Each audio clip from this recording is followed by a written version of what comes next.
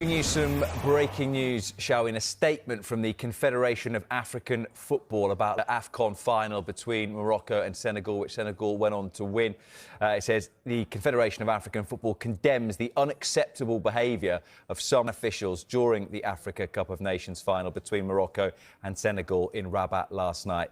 CAF strongly condemns any inappropriate behaviour which occurs during matches, especially refereeing team match organisers.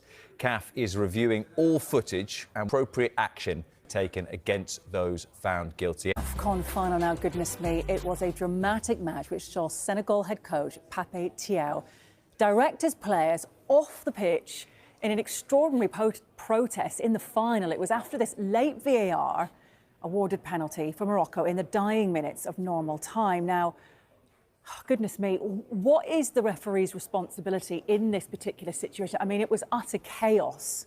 How do you try and keep a sense of calm? Is there anything you can do? I think you've used the right word, Hayley. You've got to stay calm, you've got to stay focused, you've got to stay composed, and you've just got to hope.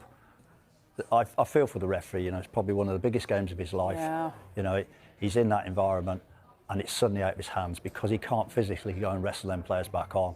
There's going to be big, serious... I think there'll be repercussions anyhow, but the repercussions will be massive if they haven't come back out. Can I just say one thing after we're going to go back? Like, when I was watching that game on commentary, I think this big whole situation happened because earlier on in the tournament, there was talk that Morocco were getting the benefit of the doubt in certain situations because they was a home nation. Okay. And when we see the initial foul for the goal that was disallowed on Hakimi, it was very soft. It was, they were both kind of pushing and shoving with their hands, but they were both looking at the ball. I think it was the defender that won the header, come off the crossbar, someone put it in. But the referee, like Dermot always says, the referee blew his whistle so fast.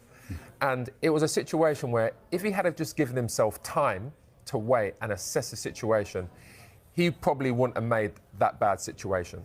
The ball goes up the other end. And again, it was another really soft decision on Diaz, where I think it's Diouf has put his arm around. Yeah, he's had his hand on his neck. But when you freeze it, it can look a certain way. But it was really soft again. And the referee gives the penalty.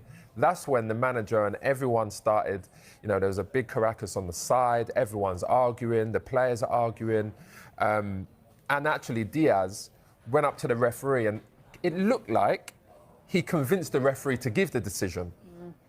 And that's when all this started. And that's when the manager was like, get everyone off the pitch, go into the dressing room. Like, when we think about this African nations now, it's not going to be because of the football match. It's going to be because of this incident. And that's a shame, really. I know it's ref watch, but a lot of you know, the news that I've seen is there was a big commotion in the game. Look at this, but the game was won by this goal. So that came first, and then the goal came secondary, where it should be the opposite way around. But, I mean, like I said, I mean, this kind of thing can't happen because it doesn't look good. What's the most chaotic game that you've ever been involved in as a referee? Anything like that? Must be one with Man United. No, I had a game in the FIFA military games with the Ivory Coast against Syria, and the Ivory Coast had to get a draw. They were 2-1 down.